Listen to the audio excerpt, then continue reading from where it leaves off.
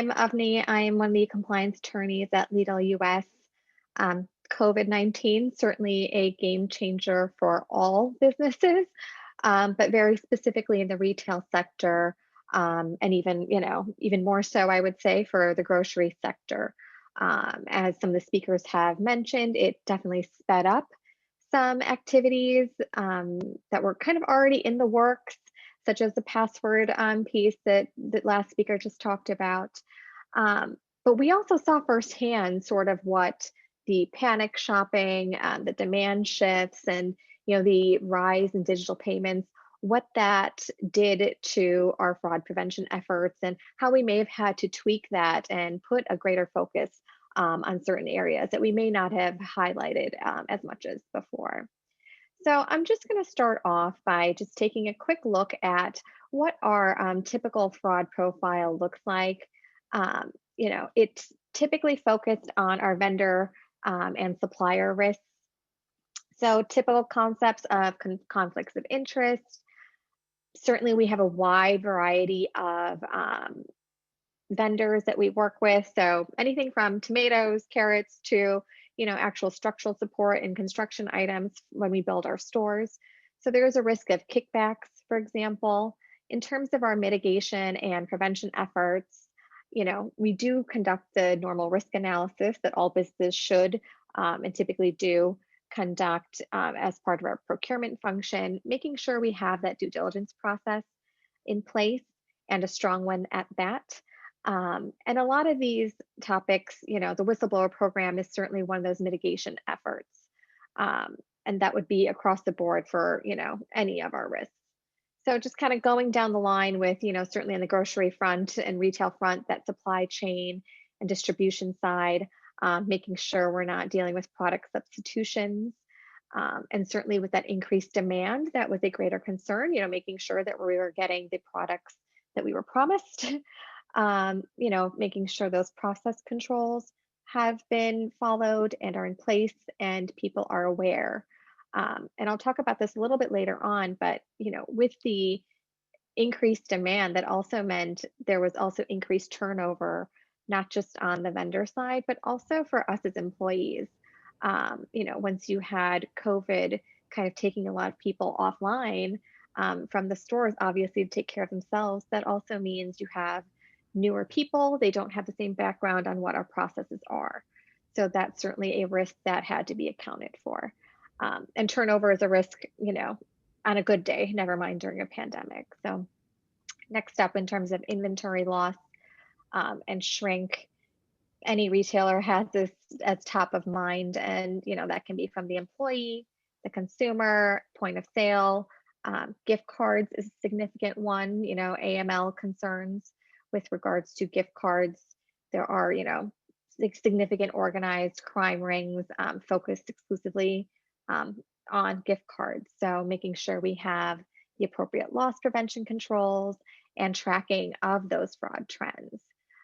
In terms of our food and product safety, that's really the heart of our business. So making sure our products are labeled appropriately, there's no safety concern to the consumer, and to mitigate that, making sure we have the appropriate QA measures in place. We have that relationship with the appropriate government authorities. So if there is an issue, we are able to pull that product off the shelf. And then cyber crimes. I am a lawyer, so we're not known for being, technical experts by any means. So, cyber crimes, it's impacted our business. It's impacted probably all businesses, just in terms of not only data theft, but phishing attempts, and making sure that we have those internal controls, the appropriate forensics, and that we're conducting the appropriate testing as well to make sure that there aren't any gaps. Lastly, the bribery and corruption side, we do work with government officials as part of our licensing arrangements, and we're exploring new markets. So we do need to analyze those key touch points with, government officials, for example. Um, and I think for that piece of it, that tends to be the most human, there tends to be the most human level of risk there when it comes to bribery and corruption. And so, in terms of mitigation and prevention, it's really that communication aspect that we really target. Um, those internal controls are vital, but if people don't know what they're expected to do and how they're expected to behave, that kind of puts us a few steps behind. So, kind of taking a turn as to, how does COVID impact all of this? And, the handy fraud triangle here that we're all painfully familiar with. Um, I just wanted to highlight some key areas that, for our business, we really noticed and paid extra attention to on how and where we might want to focus our efforts. So, certainly the personal stress, the professional stress, that pressure for financial results. We are a grocery retailer, but there are certainly a number of retailers that weren't, you know, as well positioned financially and were caught off guard. And, there wasn't much they could do in terms of maintaining their financial results if there's a shutdown in your entire country. So, that pressure to contract with more and more suppliers to do that quickly.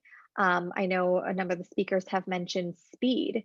How can technology help facilitate, you know, the speed at which we do business with people in a risk reduced way? So that certainly, all fits into that motivation aspect. Most of us are remote. I think all of us are remote right now. So, that certainly is a significant factor in terms of how we assess fraud. Without that in-person interaction, I mean, I know we have some manual processes, and I'm sure most businesses have some element of manual processes. How do we alleviate, the burden and the risk of those manual processes when everybody is remote? um, that quick decision making. I think I've probably gotten more email traffic in the past, 10 months now, are we on, than I have probably the 2 years prior, just because it's the quickest way to communicate and send information, but you're also trying to move fast, make quick decisions, and you run that risk of bypassing those controls that are in place. And, finally, we do have a significant communication shift, how we communicate with each other, how we communicate with our vendors specifically. That culture shift, many companies were very much a FaceTime, they work together in person well, and then to so quickly adjust, that does take a hit to the overall culture and the compliance culture that you have. So you have to work extra hard to kind of rein that back in and make sure everyone is on the same page. And then, finally, in terms of just focusing on that self interest versus the corporate interest piece in terms of rationalizing behavior. Um, I think the ACFE stats are something like 40 some percent, or most, actually more than that, fraud is committed internally, right? And so combine the self-interest and financial need with being remote, it's a bit of a recipe for disaster if you don't take a minute to really evaluate what your fraud prevention program is, and identify those gaps. So, kind of returning back to our fraud risk profile, how does COVID fit into that? You know, what does it highlight? What makes certain topics worse for us as a business? So certainly the vendor side of it, we just have an enormous amount of vendors that we work with, and that increased as demand increased. So if we did not have an appropriate due diligence process, and we then had to evaluate that to make sure that it was timely, because you don't want to run the risk of employees blowing through or blowing past that entire process just to get, a certain vendor through the door. And that is far more likely to happen, in a heightened, pandemic era, as it was prior to that. And that's really where I think technology can play a significant part, is that due diligence process, to make that more automated, take it out of the hands of a handful of employees, starting that off and following that end to end. Um, if as a business I'm looking at something, like I think that's really a target for improvement for a lot of businesses, is that due diligence process and how we can include technology in that. Just kind of going down, diversion of products, that was certainly a concern. Um, there was a point, and it's alleviated a bit now, where businesses were essentially fighting for the same suppliers. So, if we had a relationship with someone as a vendor, they may be going somewhere else, or, then leaving us in a bind. So making sure that we are getting what we contracted for, and, no less, that was certainly a concern. Um, One of the biggest concerns we've had besides the vendor piece is that inventory loss. I think there have been a number of articles on, product theft, financial theft, and theft from the company in terms of invoice approvals. And this kind of ties over to the cyber crimes aspect, which has been huge. The volume of malware, ransomware, the phishing attacks, data breaches. I think in our world, we saw it most with invoicing and account changes. And that's really where technology speed and accuracy could really improve that entire process and those mitigation efforts when it came to cybercrime. At least I would say for the retail sector, and I'm sure for multiple business sectors. So, I mean, lastly, in terms of bribery and corruption, um, higher levels of the same. That we certainly had retailers that if they, let's say, were eligible for some government programs, that opens up a whole pool of fraud risk, and making sure that, they're not making incorrect claims to get that money, et cetera. So for bribery and corruption, it just kind of took it to another level. I don't think we necessarily saw an entire, different bucket of types of fraud. It was more increased amounts of what we've typically seen. So I know we're kind of close on time. I just wanted to focus specifically on a couple of the specific risks that I went through, and just in terms of, what would a retailer do, and what kind of considerations should you have to account for that. And so the vendor supplier piece was so key for our business, and I think for a lot of businesses. So conducting another risk assessment was so vital. We should be, as a business, conducting risk assessments regularly anyway, but especially so when it comes to times of massive change. And this certainly, counts as that. Um, we focused on, associated risks of, increase in e-commerce, and again, that third party due diligence piece. Making sure, do we have a healthy balance of manual and automated processes? Um, there's pros and cons of both, but I think each business has to kind of look at what is the point at which we're maximizing the benefits of each. What can we, divert resources to think of the long game in terms of fraud prevention. So part of that was also focusing on our reporting and monitoring capabilities. What tools do we have right now, and what tools can we look to in the future to have that real-time alert system? Um, you know, Time is of the essence in any kind of fraud issue. And so making sure that not only are we preventing it from the get-go, but that we can play, defense once, something does happen before it gets even worse. And finally, that communication piece, it's near and dear to my heart. I worked for about 9 years and sat under a communication practice, and I could really see the impact of what having a strong communication um, mechanism and policy and program can do on employee behavior. So making sure that we're doing a pulse check on employee well-being. Employees know what to expect in terms of what they should do, not do, what their expectations are in being a partner in fraud prevention. And kind of along the same lines here, with cyber crimes, similar concepts in terms of that current state risk assessment, really focusing on those data processing agreements, making sure from a contractual standpoint, we are looking at where the data is going, what protections do we have as a business if something should go wrong.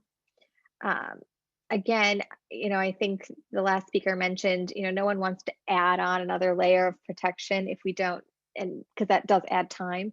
But sometimes, for us as a business, we do need to add on an extra layer, just depending on the risk level.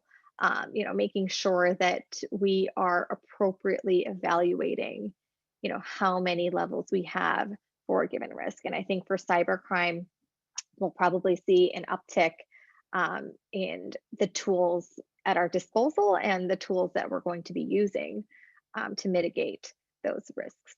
And then finally, that rollout again of enhanced and targeted communications. Like we really do focus on, does somebody know if they get a request to change an account? Do they know exactly who to flag this to? Beyond just following what the protocol is, are they aware of some common things to look for? Are they aware that they should immediately, contact a certain team? And so, from a legal standpoint, that's also really important to me because you want to be able to get ahead of it and know what's going on and get those details up front. So, making sure everyone is really on the same page in terms of what they need to be doing and what tools there are at their disposal. Okay. And just kind of wrapping up in terms of, the post-COVID fraud prevention considerations, there are certain elements that I think, the ship has sailed on remote work. So making sure that you have the appropriate policies in place and, making sure you have the right long-term policy adjustments and taking into account, all of these various stakeholders. I think we had a speaker that, said sometimes companies have, 50 different policies on essentially the same thing. You know, you need to focus on what the cohesive policy is going to be that mitigates risk in a holistic way versus in a myopic way. And that also goes along with being good business partners internally and then knowing when you need to go to an external resource. Like I said, I'm an attorney, I'm not a technical expert, but if there is, if I see an opportunity for something where a tool would be helpful, I should be um, I should be pulling someone in that can help me navigate that. And that is what a good, risk professional would do. And I think just, finally, in terms of the training and communication piece, it had become a little bit more difficult once we were all remote. But I think there are so many different tools available to us now. And I think that's the piece that gets forgotten a lot is, everyone gets into this mode of creating the tools, creating the controls, making sure the right documentation is in place. But I think what's really key for any kind of fraud prevention strategy is getting that buy-in and support of everyone around you in the business. And so that targeted training and communication, I think, really pulls all of this together. And I just wanted to wrap up. This is one of my favorite quotes, and I think it's really key for the current time frame in terms of making sure that you're not spinning your wheels when there's a crisis. That you've been doing this and conducting those risk assessments in advance, so then you're ready when there is a crisis.